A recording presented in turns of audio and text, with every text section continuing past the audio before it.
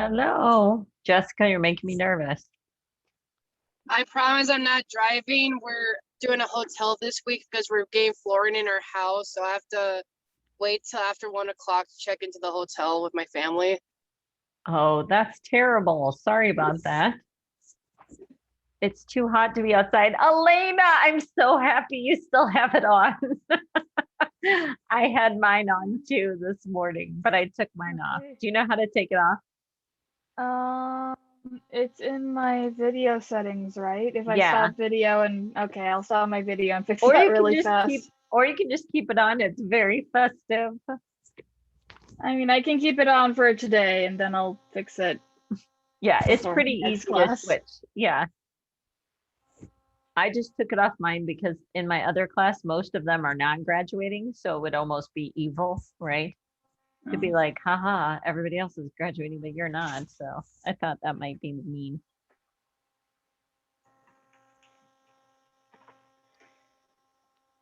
How was everybody's weekend? Good?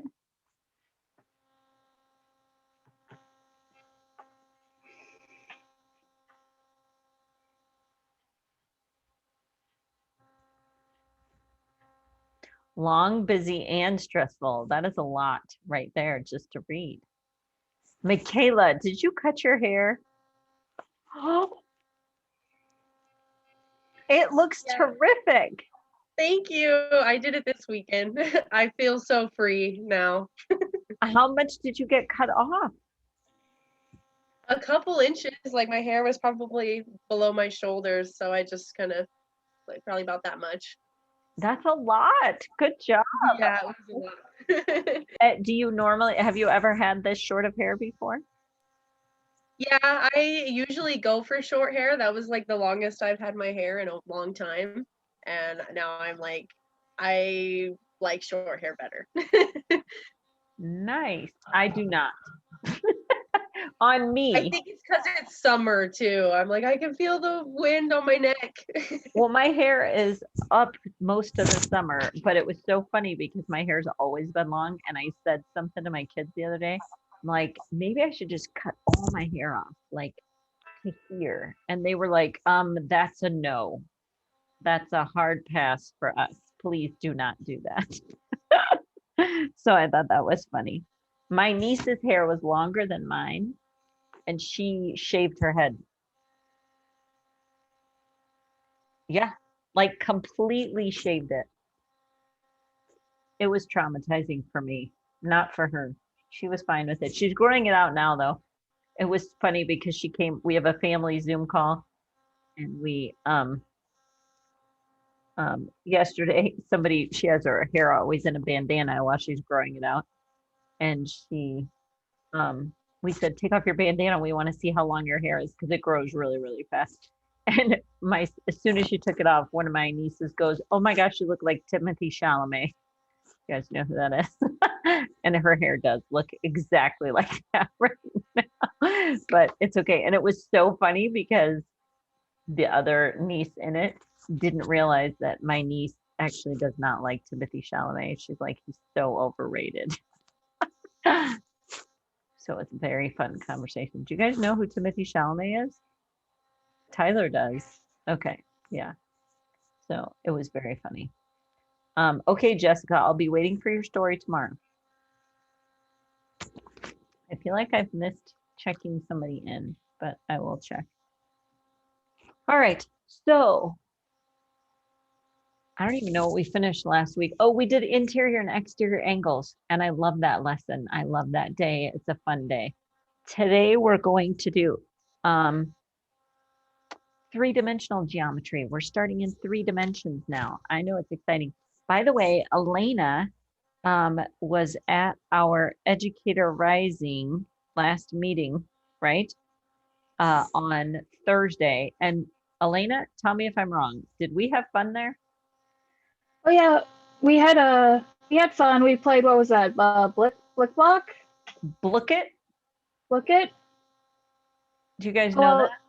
it's like if people integrated games into Quizlet, and I think there is a way where you can integrate Quizlet assignments to Blick it. So there's like a tower defense, and we did a lot of the racing and the like battle games. Yeah, all like educational games you can play on them. Very, very fun, very, very cute. So if you need something to bring to a classroom, Bookit is really good. So it's like booklet, but the L is moved to the front, right? So it's Bookit. But maybe it's an I. Is it an I? I feel like it's an I. I feel like it's this. Bookit. That's what I think it is. So anyway, it was very fun. Educator Rising, for those of you who are not graduating, if you're going to be here in the fall, Beth and I will still be doing Educator Rising, and it will be very fun. Oh, and by the way, even if you transfer, you can still come back to our meetings. So don't feel like you're out of the loop. You should still be getting the emails after you graduate.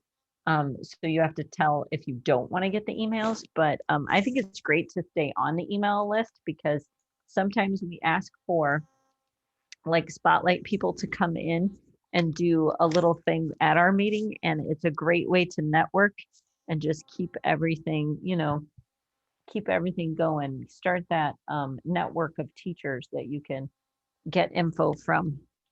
Okay. Sorry, I have to write myself a note to make a rubric for something. Not for right now, but for the fall.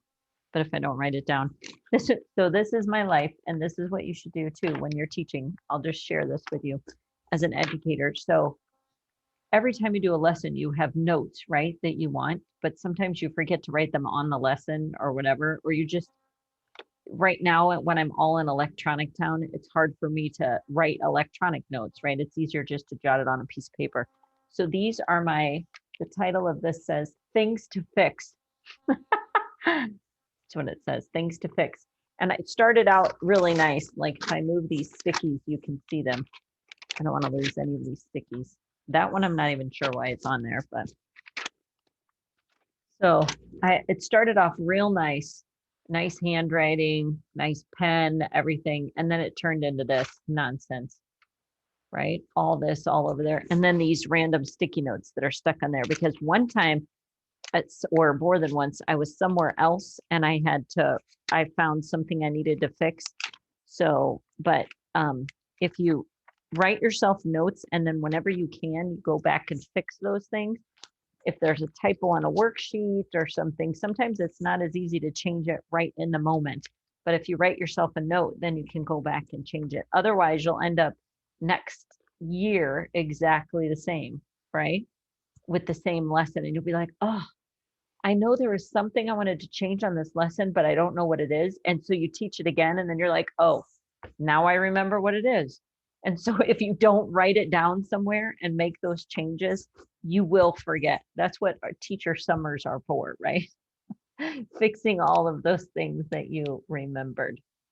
So yeah, Karina, I'm glad you can see. Yeah, and I should have a nicer piece of paper than this, but it just turned into that. Like this is my note just this semester, right? That's not from like the fall. That would be a lot longer.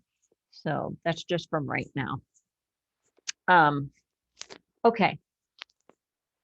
Did you see what we have left? Not a ton, not a crazy amount.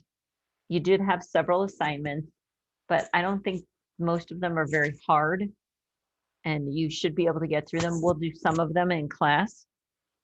So today we're starting to talk about three-dimensional geometry. I do have a mindfulness Monday, but it's pretty long. So I'm not sure if you want to do it. It's 5 minutes and it's about presentations. And the reason I picked it was because your oral exam is like a presentation, right? To me. Yeah. Do you want to do the mindfulness Monday? It's up to you. I'm fine. Yes. Okay, good. I'm so excited people like them. I like this one. It's a good one. And I love the pictures in it. So it says close your eyes and I don't on this one because I like the pictures. But so 5 minutes, we'll do that. And then we'll start on our three-dimensional geometry. So 1 minute, oh, that's not the button. One moment, please. All right.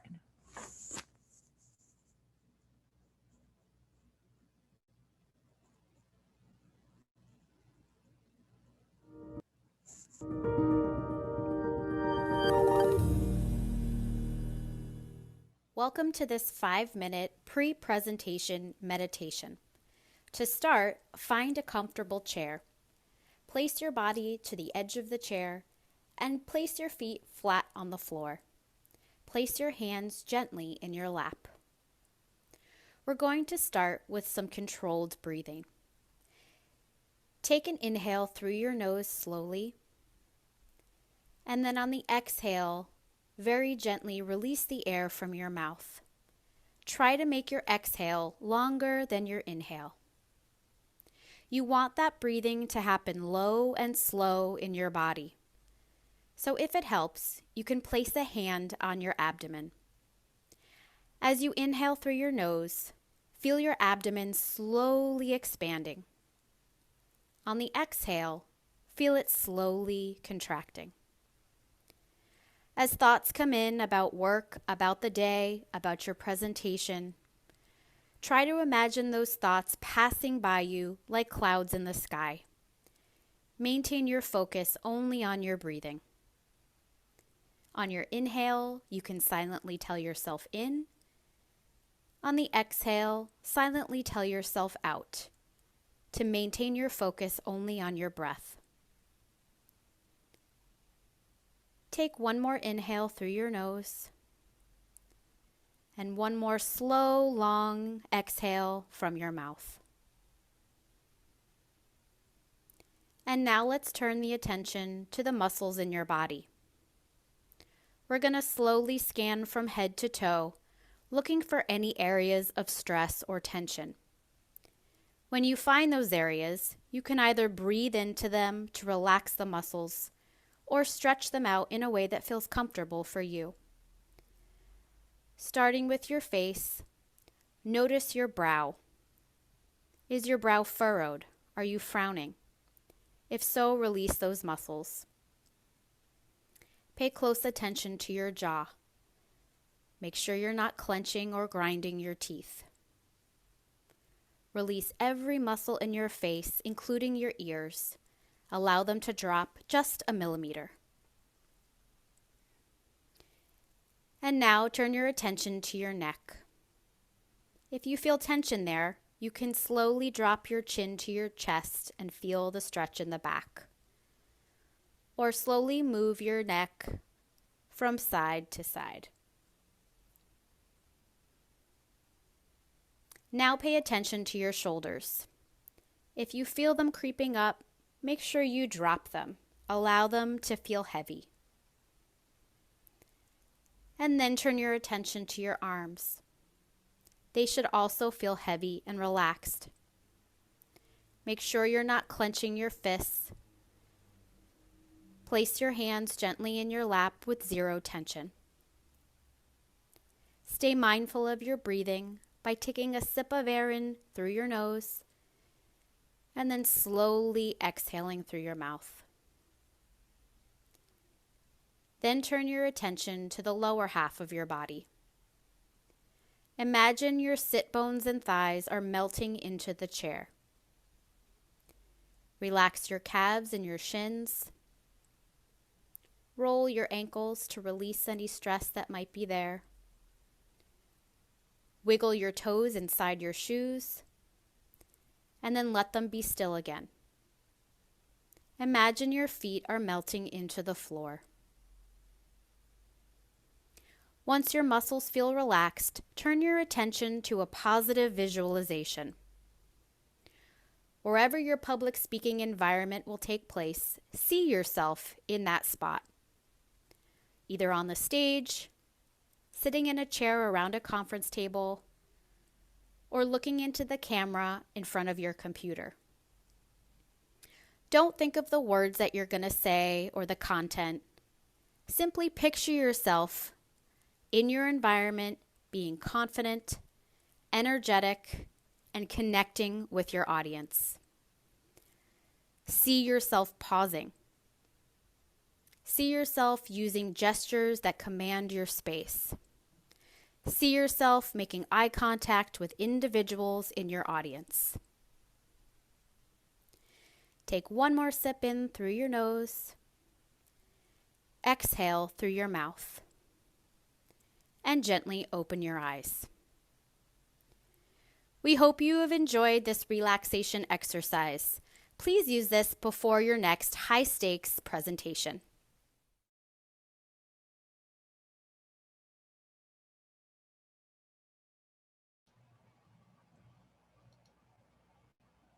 All right, so I liked that one because it put together some of the things that we've done in the past into this one. And also, did it not make you want to go to the beach?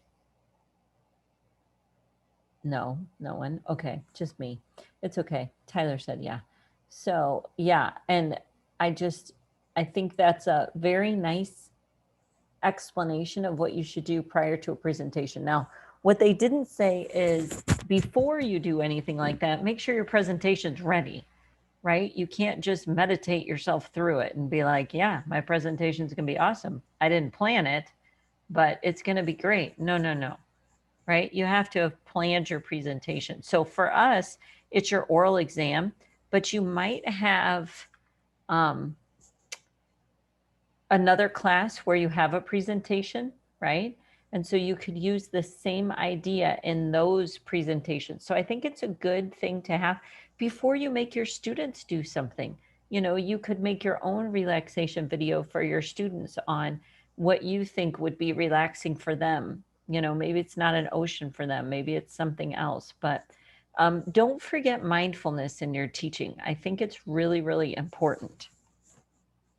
All right. So any questions before we jump in?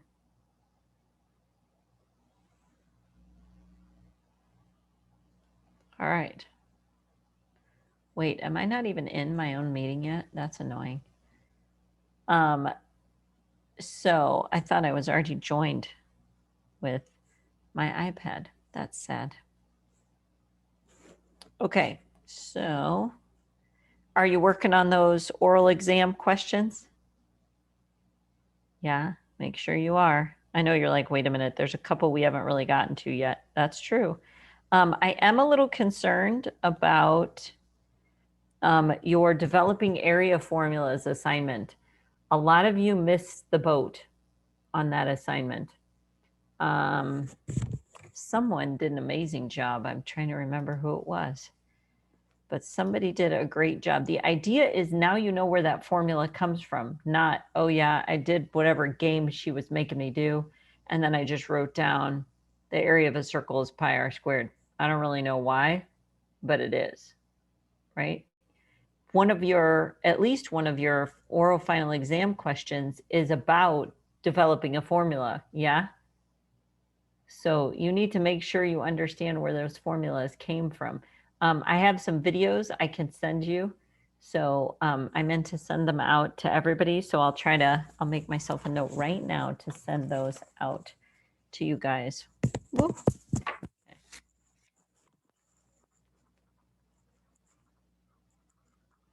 So because some of you just pretended to do that assignment and didn't really do it.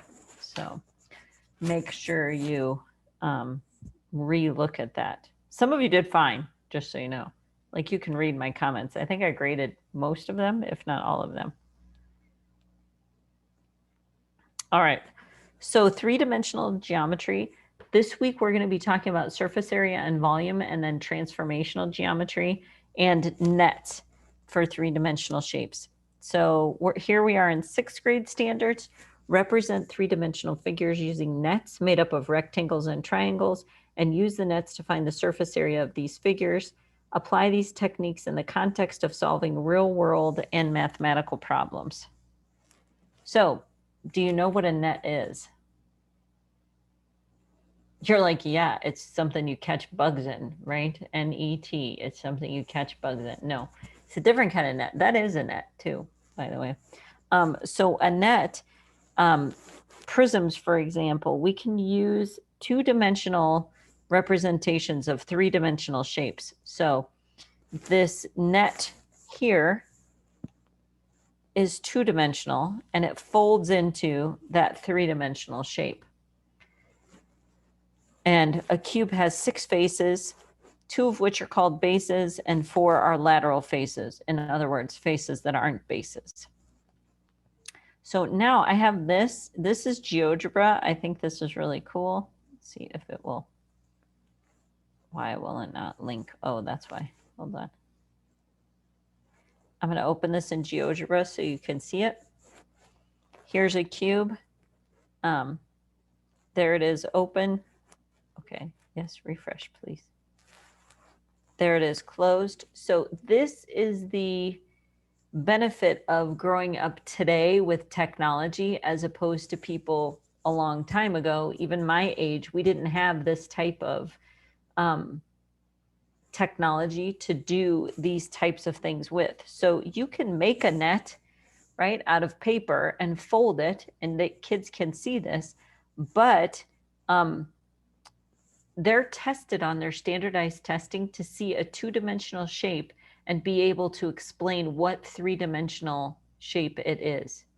Okay, so they're given a two-dimensional net and they have to explain that three-dimensional. Now, there's some other patterns that you can see here, but we're gonna look at this a different way. So this is linked in your class, you know, in your slides, you can see that. But geometry and motion is fascinating. So polyhedra or polyhedron. Poly means many, just like polygon, right? We've talked about that. And then hedron is Greek for face. So polyhedron means many faces. So you have to be careful because two-dimensional and three-dimensional shapes have similar names, but so try not to get confused. For example, a dodecagon is two-dimensional, right? Just 12-sided shape. We already talked about that with polygons.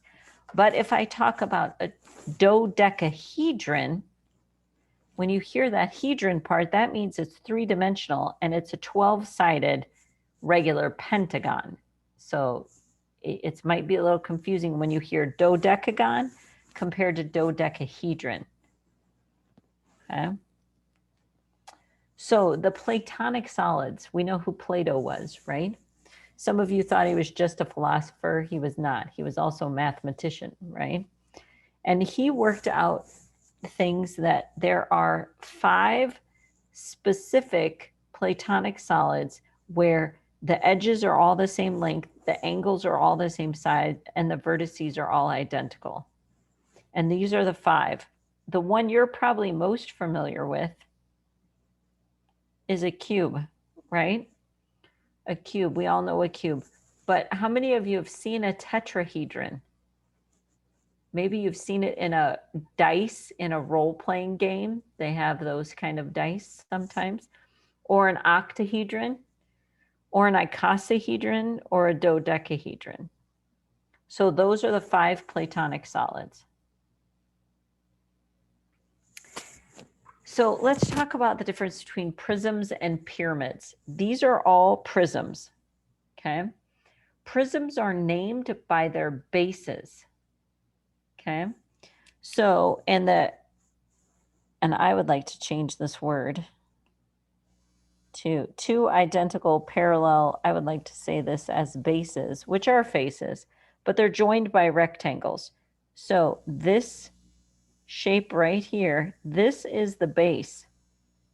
Even though it's oriented differently. So this is a triangular prism because it's named by the base. The base is a triangle, and there's an identical parallel triangle on this backside. You just can't see it. Okay. So this one has a special name. It's a cube, right? But we could call it, if we wanted to, a square prism. We don't. We have an extra special name for it because it's a Platonic solid. It's a cube, right? But it is a square prism because the base is a square. What do you think this one is called?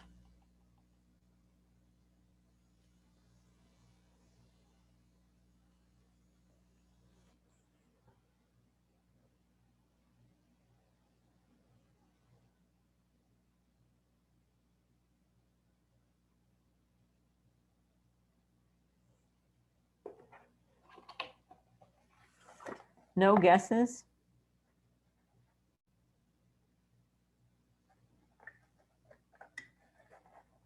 You're so close, Brianna. You're right there. So she Is it said, pentagonal prism? yep, it's a pentagonal prism. It's a pentagonal prism because the base is a pentagon. Okay. How about the next one?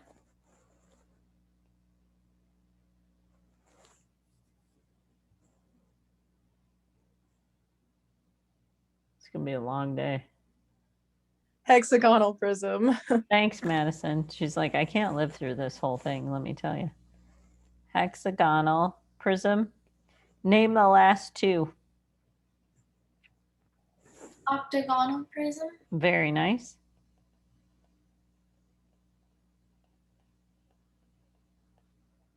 How about the last one?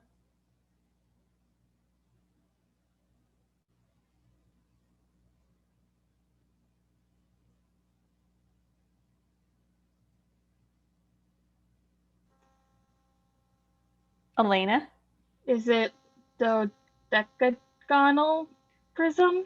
It's a decagonal prism Okay. because it has 10 sides, right? 1, 2, 3, 4, 5, 6, 7, 8, 9, 10. So it's a decagonal prism. Yep. So does everybody understand how to identify a prism? A prism has two identical parallel bases that are connected by rectangles. Okay, those are all rectangles around there. See, there's a rectangle, right? There's a rectangle. Oh, you're going to say, oh, that's not a rectangle, that's a square. What do you know? All squares are rectangles. Thank you. All squares are rectangles. That's true. Okay, so the ones on the left are prisms, the ones on the right are not prisms. Okay. And you can come up with your reasoning why they're not prisms. Well, these two are not identical, right? This has curved sides. This doesn't have an opposite base. So you can see those are some examples of prisms or not prisms. Now, let's talk about what this shape is right here, or this shape is. What are those? Aren't those pyramids? They are pyramids. How are pyramids and prisms different?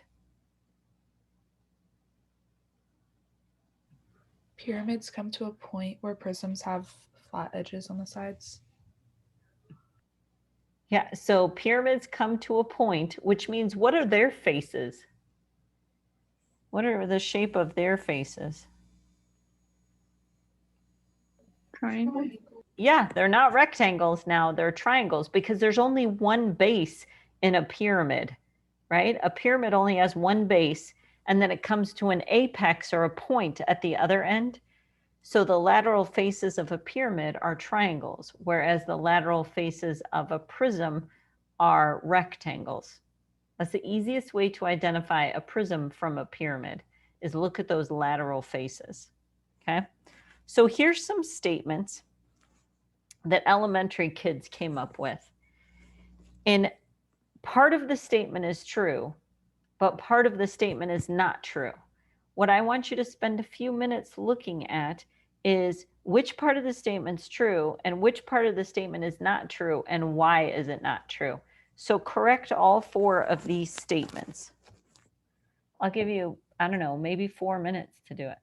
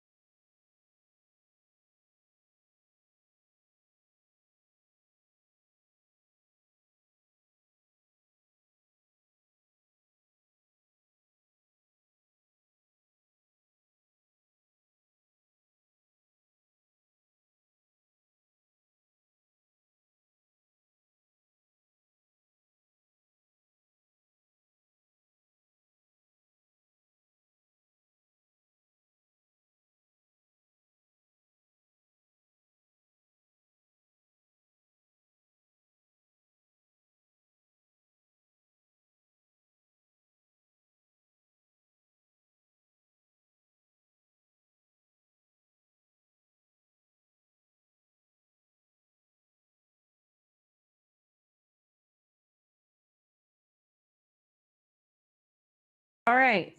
So let's talk about these. The first one, a prism is like a square. It's made up of flat sides. Which part is true and which part needs fixing?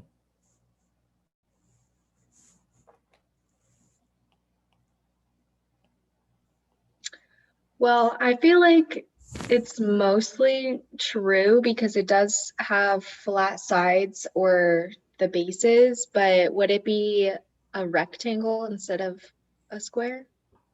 What do you guys think? I agree that it is made up of flat sides, right? We agree with that. What do you think? A prism is like a square. Sunita says a square is 2D and a prism is 3D. That is absolutely correct. One is a two-dimensional object, one is a three-dimensional object. So this part is not correct because one is 2D and one is 3D. All right, how about number 2? Pyramids and prisms both have faces, vertices, and edges. So they're the same thing. Which part's true?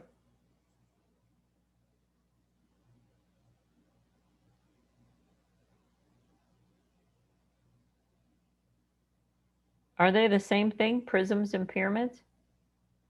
No? Is any part of this true? The prisms and pyramids both have faces, edges, and vertices. Yeah, they do both have vertices, faces, and edges, right? But what they're not is they're not the same. And you could have lots of reasons, right?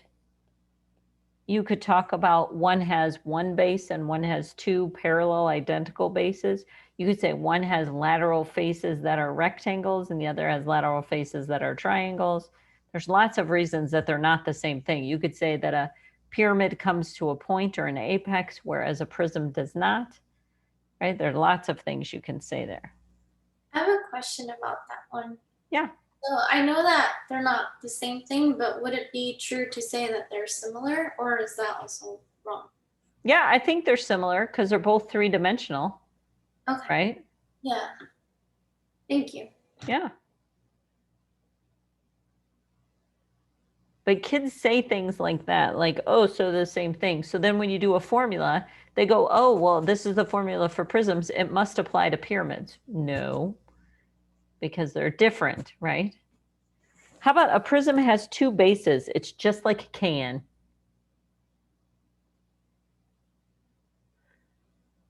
Does a prism have two bases?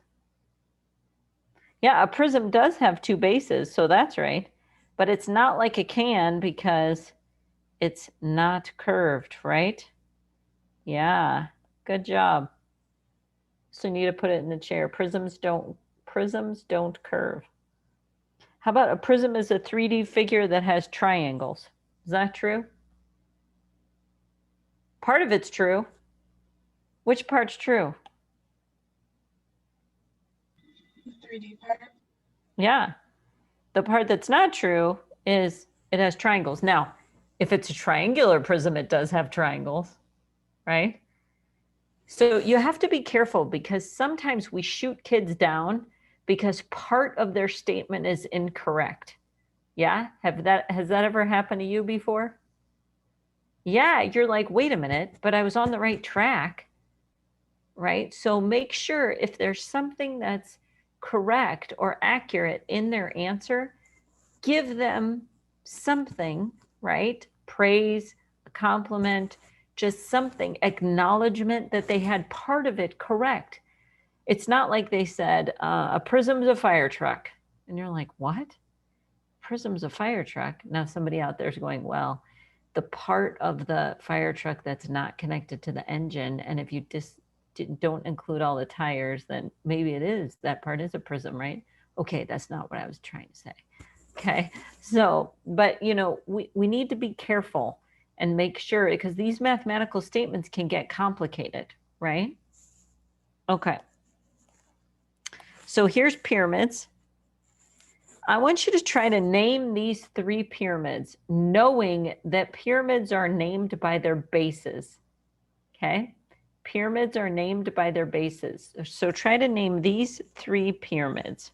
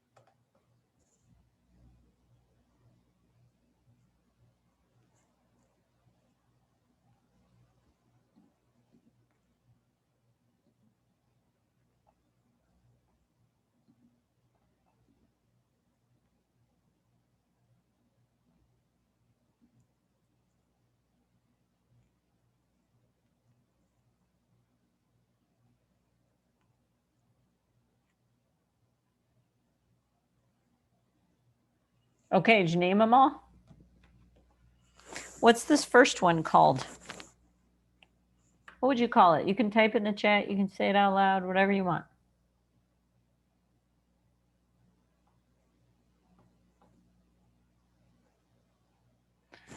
Okay, square pyramid. Did anyone call it anything else?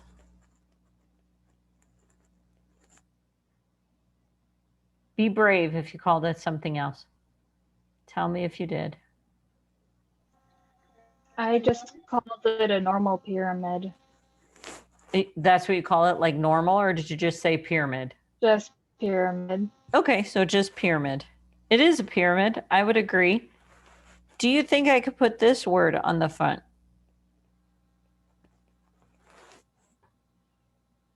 Yeah, you could. Yeah. How did you know it was a square?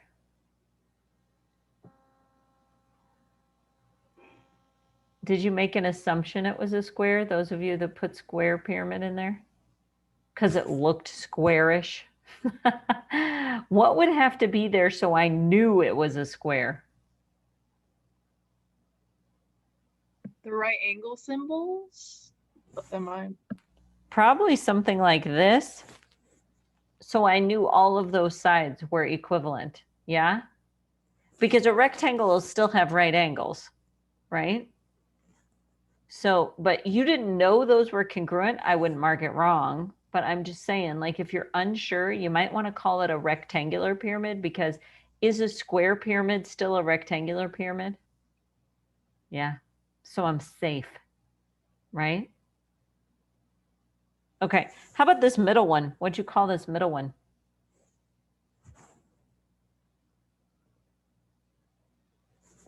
Triangular pyramid. Did anyone call it that? Do you agree with Sunita? Did anyone call it anything else?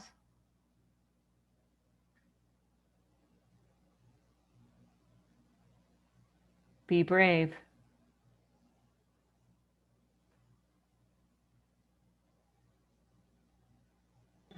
I mean, all the sides like are the same as the base. Does that mean something? I mean, all the lateral faces are the same as the base. Aha, didn't we just learn that word earlier, a platonic solid called a tetrahedron? Yeah, seem familiar. So if you called it a tetrahedron, you're not wrong. If you called it a triangular pyramid, you're not wrong. Okay, how about the last one?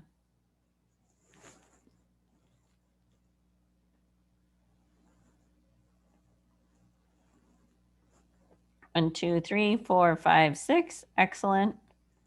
Hexagonal pyramid. Yeah. So they're named just like prisms by their bases, but now they're pyramids. So here's some examples of them. Yeah. With their names. So what I want you to do is investigate these images, and so faces, you know, are this part. This is the face, right? This is the face. These are vertices. And this is an edge, okay? So I want you to use these images and compare the number of faces, edges, and vertices. Faces, edges, and vertices for all of these. And I'll give you some time to do that.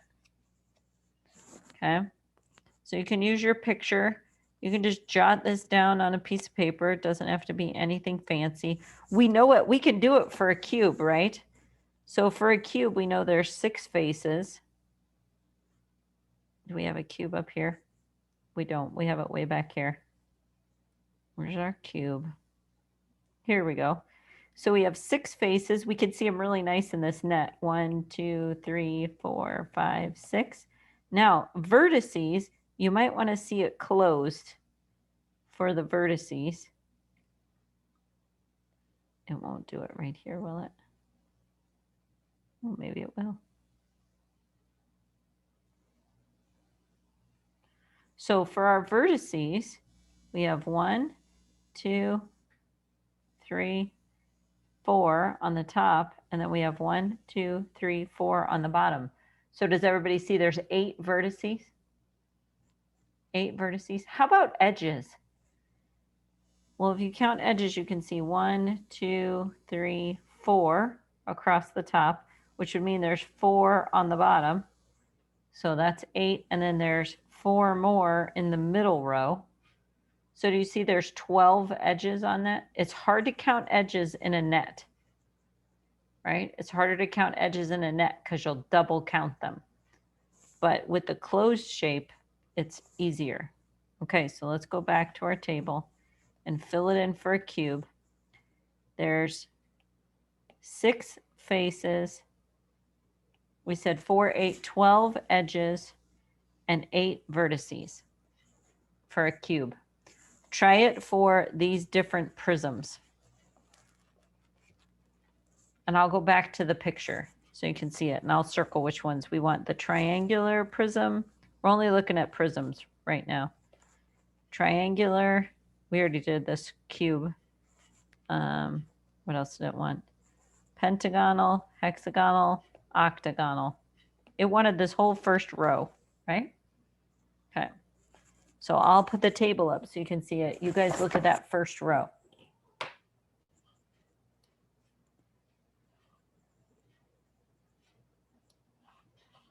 And when you're done, type in the chat what you're most looking forward to this summer.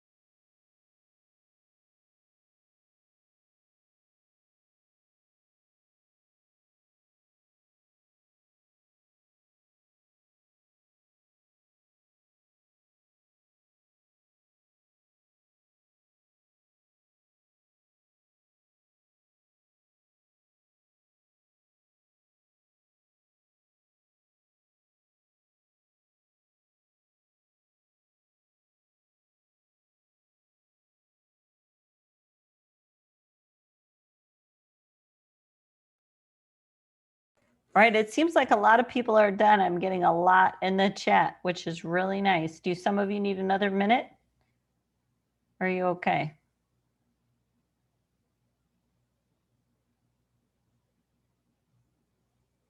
Okay, seems like we're okay.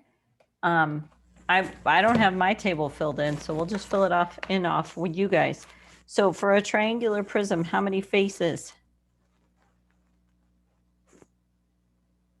5. Number of edges?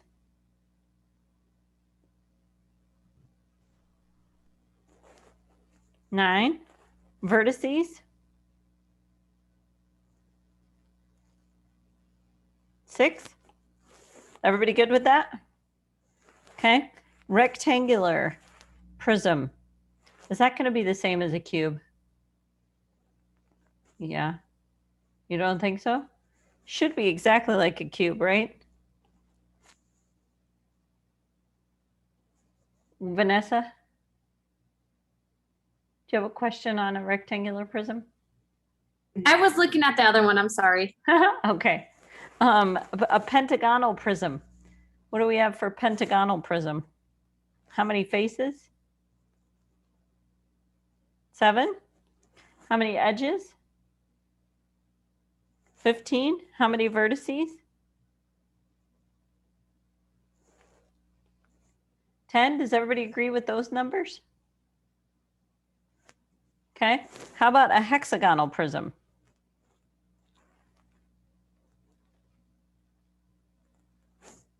8. Number of edges? 18.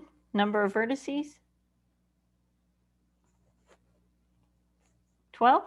Nice. How about an octagonal or an octagonal prism? 10. Number of edges?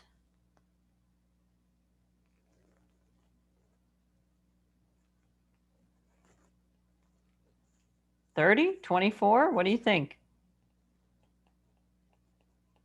How many vertices? That might be easier. 16 vertices. How about the number of edges? Maybe this one's hard, right? Maybe you're like, I couldn't count them. I couldn't even think about it. It was hard for me. Well, the good news is there's a theorem that can help you with this. It's called Euler's theorem. Euler's theorem has to do with the vertices, faces, and edges. And it says if I add together the vertices and the faces and I subtract off the edges, there should always be a difference of 2. And this has been written a bunch of different ways. You know, algebraically, you could rearrange this however you want, you know, as long as it's equivalent. But faces plus vertices minus edges equals 2. That's Euler's theorem. So let's go back and look and see if it applies. So I'll write the theorem up here. Faces plus vertices minus edges equals 2. So let's check it with a cube since we felt pretty confident in that one. If we do faces 6 plus vertices 8 minus edges, which is 12, do we get 2? 6 plus 8 is 14. 14 minus 12, it is 2. See if it works with the other ones. 5 and 6 is 11. 11 minus 9, that's 2. 7 and 10 is 17. 17 minus 15, that's 2. 8 and 12 is 20. 20 minus 18, that's 2. So can anyone figure out what number actually goes here? It is 24. You're like, I knew it was 24. I already said it was 24. I put it in the chat. It's okay. Okay, so, but that's kind of a nice formula to know if you're checking kids' work on something, you know, when they're drawing something or making a table. Oh, no worries, Sunita. Okay, so that's a nice relationship. And we could look at these relationships. This is a great thing for you to investigate further. Look at the relationship between vertices, faces, and edges. Do all triangular prisms have the same number? Why or why not? And you could think of how could you relate it to the number of sides per base? Okay, so for example, look at this. A triangle has how many sides? 3, but the number of faces is 5. A rectangle has 4 sides, but the number of faces is 6. A pentagon has 5 sides, but the number of faces is 7. So what's the relationship between the number of sides and the number of faces? If you were going to use the n to write a formula, what would you say? Very nice, Amanda. This would be n plus 2. Do you all agree? Because however many sides are in the base, add 2 to it. That's what that would be. You might see other relationships. They might be harder to look for, but I think you can figure it out. Like go from here to here. So this goes 3 to 9. This goes 4 to 12. This goes 5 to 15. This goes 6 to 18. This goes 8 to 24. What's the relationship there? Is it times 2 to go from 3 to 9? It's times something. What is it? There you go. It's times 3. So this is 3 times n. How about the number of vertices? Can you figure that one out? Think about that one.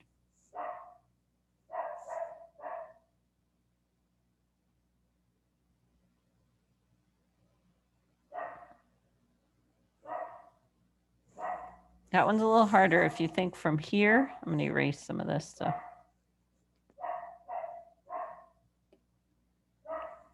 If we go from this to this, that might be hard, right?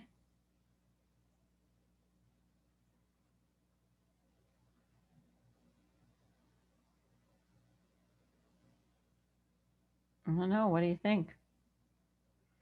Oh, good. I'll just let you guys think about that one. We'll come back to it after you guys think. The last thing I want you to do is we're going to do a visualization activity. This is an assignment on Canvas. I'll put it in the chat for you. We're going to start it right now. I'll put you in your breakout room so you can try it. If you look at it, the first thing you're going to do, this is all about cubes. It's all about cubes. Okay. And you're trying to see if it folds into a cube or not. It's right here. So if we look at number 1, it says, if we're going to fold this net below into the cube, if this one is labeled B, which one is the other base? Which one would I label B that's going to be across from it?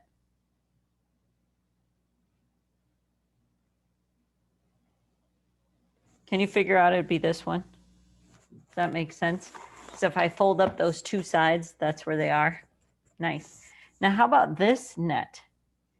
Where would you put those letters so they would be opposite of each other when you fold it?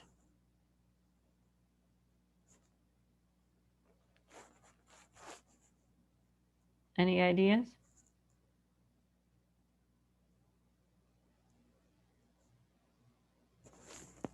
Someone said this, which would make this an N. Do you agree? Some of you are like, I don't know. I'm going to go with what they say because my visualization skills are terrible. If they're really totally terrible, then cut it out in a piece of paper and make it, right? It will help you, I promise. Okay. So this is your job. This is the low-tech version. The low-tech version is decide which of these will fold into a cube. Okay. Well, for sure, this one's going to fold into a cube, right? That one makes a cube. That's the one we're all familiar with. Some of these will, some of them won't. Make sure you can explain why or how it does or why it cannot. If you think these letters are helpful, then you can do that as part of your reasoning. So for example, on this one, if you think, oh, I would put a B here and a B here, and then I would put, I don't care, an A here, and then which one would be opposite the A? This one. And then this would be a C, and this would be a C. If you like that method, then use that. It'll help you explain it. When you get to the ones that don't work, make sure you can explain that. Then the last part of this activity is to go to a website, and there's a puzzle, and you have to solve all of them. It's the high-tech version of this, okay? So before you turn it in, make sure you do the high tech and the low tech. I don't want you doing the high tech right now. I want you to think through this low tech version. Okay. And don't go to a website. Don't do anything. I want you to think it through two-dimensionally. Okay. I'm going to put you in some breakout rooms so you can talk about it to each other, because I think that's very helpful. All right. Does it matter what letters we use or no? No, you can use, you don't even have to use letters. You can use numbers or you can use symbols. It doesn't matter. Just some people like that method. Okay. Yeah.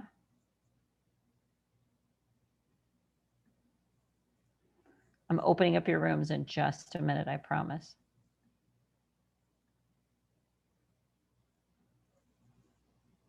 Just rearranging them a bit.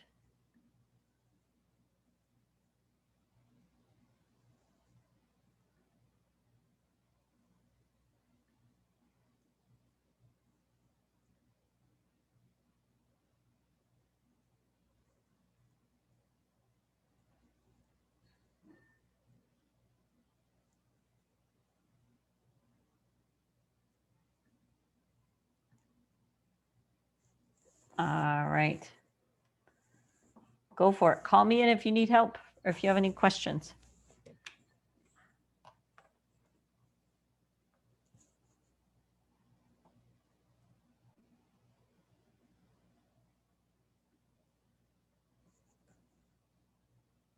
I think everybody's back. Okay. How many of you finished? I love McKenna's face. She's like, are you kidding? Someone finished? McKenna's like, I must stop making faces because she's calling me out on that. McKenna, that's exactly how I felt when I did this activity the first time. I was like, I don't know what kind of person knows how these things are going to fold, but it is not me. It's exactly how I felt during calculus. If anyone took calculus, especially like Calc 2 and Calc 3, when you got into three-dimensional calculus, they were like, oh yeah, and if we take this and rotate it about the z-axis, what will it look like? And everybody in my class was like, oh, it's going to be a bowl with a hole in the middle. And I was like, what? Yeah. So spatial visualization is not my forte, but I've gotten better at it as I've practiced it. So there's hope for you guys who were feeling my pain right there. It's true. And if you can imagine, kids fairly young need to be able to do this, right? So it's amazing their spatial abilities, but it's because we haven't had to practice them, right? So some of us try to come up with strategies to compensate for our poor visualization, which is called memorizing things. Oh, when it looks like this, it's not going to fold into a cube. When it looks like this, it will fold into a cube. Try to not do that. I mean, do what you need to do to get questions right, but you might want to get out some paper, some of that centimeter grid paper that I put in there, and cut out these nets and make sense of it for yourself. Ones that will fold and ones that will not fold. Okay. So, and make sure you are turning this in, but you have another part to do that's online. And so you need to make sure you also have reasoning why or why not these can fold into a cube. So I'm going to show you the high-tech part. It's super fun. I'm not going to say it's a competition, but I will say I'm going to notice what your time is. I'm not going to do anything, but it does time you. And some of you will want to do it more than once because you'll just think it's fun. This activity is called Cube or Not. And I'll show you the website. I'm going to put it in the chat right now. This is an NCTM site, so it's amazing. It's a really, really good one. I love it. And I put it in the chat right now so I can show it to you real quick.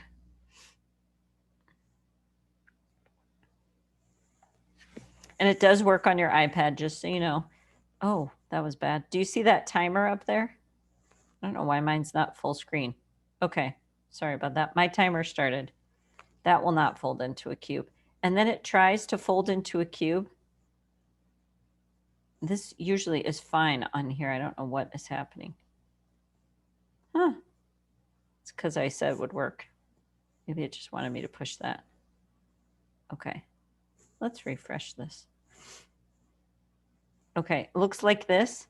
all of these nets, you're supposed to say whether they fold into a cube or not. So you tap it, like you can tap it in any order. Like this one, we know folds into a cube.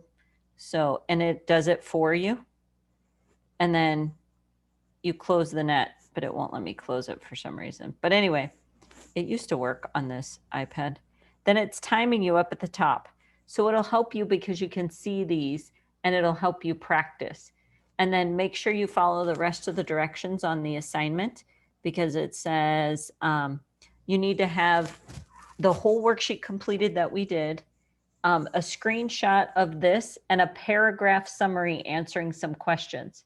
So make sure you do that. Bethel was like, I was fine till you said paragraph summary. Then I'm dead. So yeah, that's what happened. But that's how I know that you're really trying to process this. Okay, so now let's go back to my slides. Okay. Those are all your assignments for the week. This is one of them, the top one, cube or not. And then you have an exit ticket too, which I hope grades correctly. We'll see.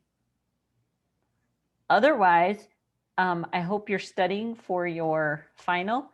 Your final actually opens tomorrow, the Canvas portion.